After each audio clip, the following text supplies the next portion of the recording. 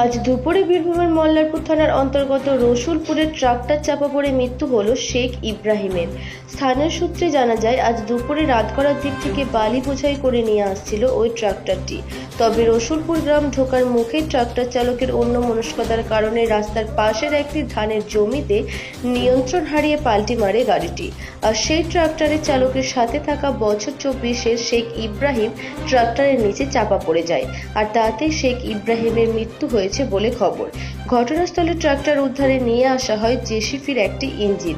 পরবর্তীতে শেখ ইব্রাহিমকে নিয়ে যাওয়া হয় রামপুরহাট মেডিকেল কলেজ ও হাসপাতালে।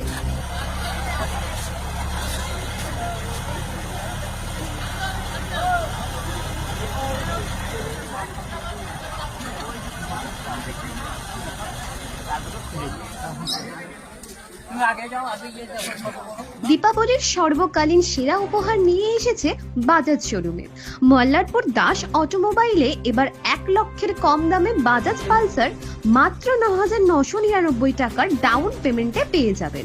এছাড়াও সর্বোচ্চ 22,000 টাকা পর্যন্ত সাশ্রয়। প্রতিটি ক্রয়ে থাকছে আকর্ষণীয় উপহার। এছাড়াও আমাদের এখান থেকে আপনি পেয়ে যাবেন মেগা এক্সচেঞ্জ ধামাকা অফার। যে কোনো কোম্পানির বাইক সর্বোচ্চ দামে এক্সচেঞ্জ করা যাবে আমাদের এই শোরুমে। আমাদের ঠিকানা মল্লারপুর বাহিনা মোড়, দাস অটোমোবাইল।